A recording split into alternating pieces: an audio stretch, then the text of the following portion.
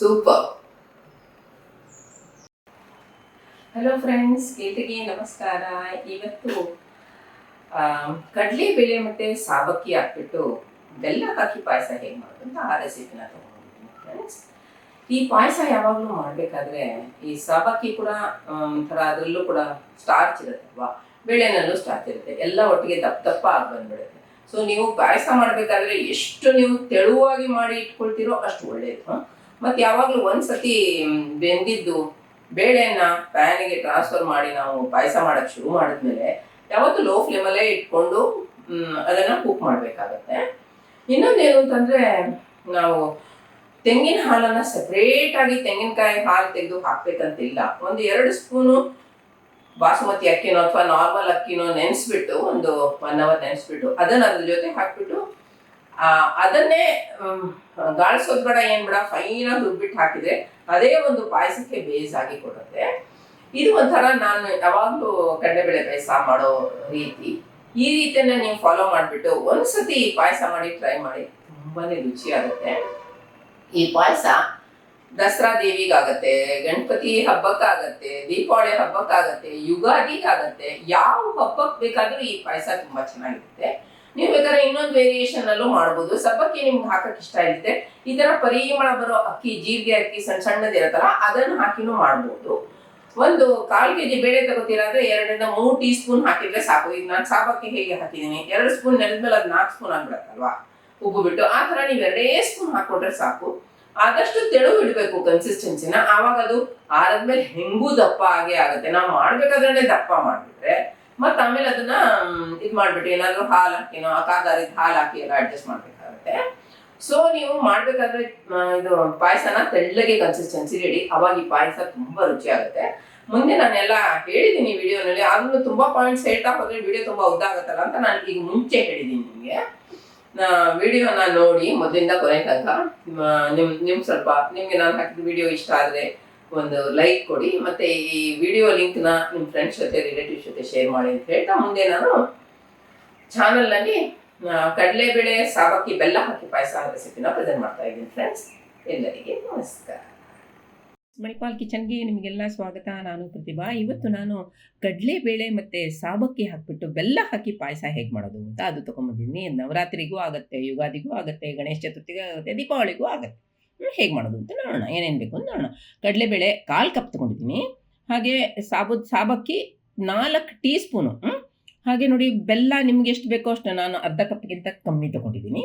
ಹಾಗೆ ಸ್ವಲ್ಪ ಗೋಡಂಬಿ, ಮತ್ತು 1/3 ಕಪ್ಪು ಇದು ತೆಂಗಿನಕಾಯಿ ತುರಿ, 2 ಟೇಬಲ್ ಸ್ಪೂನು ಬಾಸುಮತಿ ಅಕ್ಕಿ ನೆನೆಸಿರೋ ತೊಗೊಂಡಿದ್ದೀನಿ, ಅದು ರುಬ್ಬಿ ಹಾಕಲಿಕ್ಕೆ.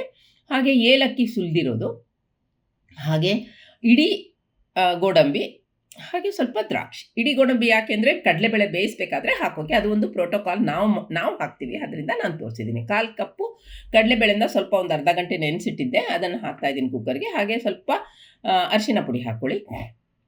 ಅದು ಇಟ್ಟಿದ್ನಲ್ಲ ನಾನು ಇಡೀ ಗೋಡಂಬಿ, ಅದನ್ನು ಹಾಕಿ. ಹಾಗೆ 1 ಕಪ್ ನೀರು ಹಾಕ್ಕೊಳ್ಳಿ, ಯಾಕಂದರೆ ಅಷ್ಟು ಚೆನ್ನಾಗಿ ಬೆಂದು ಬರಬೇಕಾದ್ರೆ ಬೇಕಾಗುತ್ತೆ. ಇದಕ್ಕೆ ಎಣ್ಣೆ ಹಾಕಬಾರ್ದು, ಯಾಕಂದರೆ ಪಾಯಸ ಅಲ್ವಾ, ತುಪ್ಪ ಹಾಕಬೇಕು 1 ಟೀ ಸ್ಪೂನು.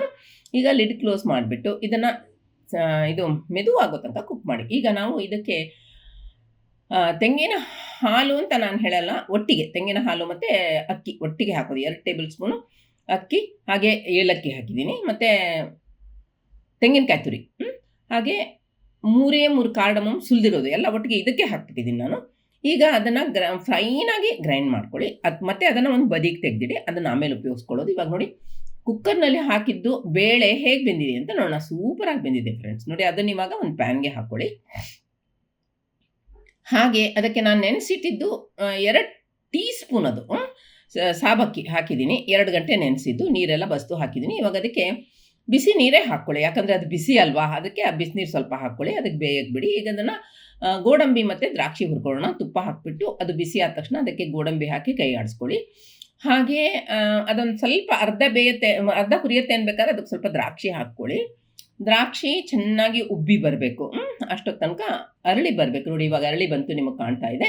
ಈಗ ನಾನು ನಿಮಗೆ ಎಷ್ಟು ಬೇಕೋ ಅಷ್ಟು ಬೆಲ್ಲನ ಒಂದು ಪ್ಯಾನ್ಗೆ ಹಾಕ್ಕೊಂಡು ಅದಕ್ಕೆ ಅಗತ್ಯ ಇರುವಷ್ಟು ಸ್ವಲ್ಪ ಜಾಸ್ತಿನೇ ನೀರು ಹಾಕ್ಕೊಳ್ಳಿ. ನಾನೊಂದು 1/4 ಲೀಟ್ರ್ಗಿಂತ ಜಾಸ್ತಿ ನೀರು ಹಾಕಿದ್ದೀನಿ. ಇವಾಗ ಜಸ್ಟ್ ಕರಗಿದ್ರೆ ಸಾಕದು. ಈಗ ನೋಡಿ ಆಲ್ಮೋಸ್ಟ್ ಕರಗ್ತಾ ಬಂತು. ಈಗ ಇದು ನಾವು ಇಟ್ಟಿದ್ವಲ್ಲ ಬೇಯಕ್ಕೆ, ಅದು ಹೆಂಗೆ ಬೆಂದಿದೆ ಅಂತ ನೋಡೋಣ. ಇದು ಸಾಬಕ್ಕಿ ಈ ಹೇಗಾಗಿದೆ ನೋಡೋಣ. ಪರ್ಫೆಕ್ಟಾಗಿ ಬೆಂದಿದೆ ಫ್ರೆಂಡ್ಸ್, ನೋಡಿ ತೋರಿಸ್ತಾ ಇದ್ದೀನಿ ನೋಡಿ, ಹೌದಾ? ಈಗ ಅದಕ್ಕೊಂದು ಒಳ್ಳೆ ಮಿಕ್ಸ್ ಕೊಡಿ, ನೋಡಿದ್ರೇ ಗೊತ್ತಾಗುತ್ತೆ ಹೇಗೆ ಅರಳಿ ಬಂದ್ಬಿಟ್ಟಿದೆ ನೋಡಿ ಸಾಬಕ್ಕಿ ಅಲ್ವಾ. ಈಗ ಅದಕ್ಕೆ ನಾವು ಬೆಲ್ಲ ಕರಗಿಸಿದ್ದಿಟ್ಟಿದ್ದೀವಲ್ಲ ಅದನ್ನು ಹಾಕೊಳ್ಳೋಣ. ಅದನ್ನು ಒಂದು ಜರಡಿ ಮೂಲಕನೇ ಹಾಕೋಬೇಕು, ಏನಾದರೂ ಕಸ ಕಡ್ಡಿ ಇರುತ್ತಲ್ಲ. ಈಗ ಒಂದು ಮಿಕ್ಸ್ ಕೊಡಿ, ಅದಕ್ಕೆ ಲೋ ಫ್ಲೇಮಲ್ಲೇ ಇಡಿ. ಇದರ ನಂತರ ಫ್ಲೇಮು ಯಾವಾಗಲೂ ಹೈ ಮಾಡಲೇಬೇಡಿ, ಯಾಕಂದರೆ ಅದು ಕೆಳಗೆ ಹಿಡಿದ್ಬಿಟ್ಟು ಸೀದೋಗ್ಬಿಡುತ್ತೆ. ಈಗ ನಾವು ರುಬ್ಬಿದ್ದಿದೆಯಲ್ಲ ಅಕ್ಕಿ ಮತ್ತು ತೆಂಗಿನಕಾಯಿ ಎಲ್ಲ, ಅದನ್ನು ಹಾಕೊಂಡು ಒಂದು ಮಿಕ್ಸ್ ಕೊಡಿ. ಲೋ ಫ್ಲೇಮಲ್ಲೇ ಇಡಿ ಮತ್ತು ಅದನ್ನು ಯಾವಾಗಲೂ ಕೈಯಾಡಿಸ್ತಾ ಇರಿ. ಇವಾಗ ಅದು ಉಳಿದಿದ್ದು ಮಿಕ್ಸಿ ತೊಳೆದಿದ್ದು ನೀರು ಹಾಕಿದ್ದೀನಿ. ಇದಕ್ಕೆ ಇನ್ನೂ ಸ್ವಲ್ಪ ನೀರು ಹಾಕೋಬೇಕಾಗತ್ತೆ ಫ್ರೆಂಡ್ಸ್. ಮತ್ತು ಆವಾಗವಾಗ ನೋಡಿ ಎಷ್ಟು ಬೇಕೋ ಅಷ್ಟು ನೀರು ಹಾಕ್ಕೊಳ್ಳಿ ಮತ್ತು ಚೆನ್ನಾಗಿ ಮಿಕ್ಸ್ ಮಾಡಿ. ಈಗ ಅದಕ್ಕೊಂಚೂರು ಉಪ್ಪು ಹಾಕಿದ್ದೀನಿ. ಯಾವಾಗಲೂ ಕೈ ಆಡಿಸ್ತಾನೆ ಇರಬೇಕು, ಇಲ್ಲದಿದ್ದರೆ ಅದು ಕೆಳಗಡೆ ಸೀದೋಗ್ಬಿಡುತ್ತೆ. ನಿಮ್ಗೆ ಇನ್ನೂ ಬೇಕಾದರೆ ನೀರು ಹಾಕ್ಬೋದು, ನಾನು ಹಾಕಿದ್ದೀನಿ ಆಲ್ರೆಡಿ ನೀರು. ನೋಡಿ ಇವಾಗ ಚೆಕ್ ಮಾಡಿ, ಚೆನ್ನಾಗಿ ಕುದೀತಾ ಇದೆ ನೋಡಿ ಅಲ್ವಾ. ನೋಡಿ ಎಷ್ಟು ಚೆನ್ನಾಗಿ ಸೇರಿ ಬಂದುಬಿಡ್ತು ನೋಡಿ, ಪರ್ಫೆಕ್ಟಾಗಿ ಆಗಿದೆ ಕನ್ಸಿಸ್ಟೆನ್ಸಿ. ಹೀಗೆ ತೆಳ್ಳಗೆ ಇರಬೇಕು. ಈಗ ಇದಕ್ಕೆ ಏಲಕ್ಕಿ ಪುಡಿ ಹಾಕ್ಕೊಳ್ಳಿ 1 ಟೀ ಸ್ಪೂನು.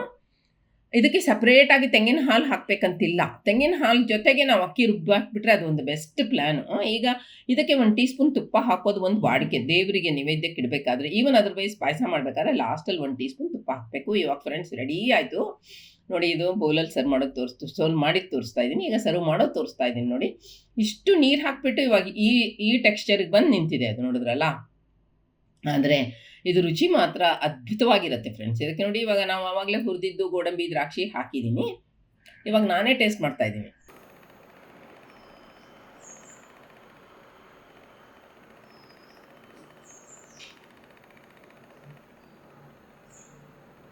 ಸೂಪರ್.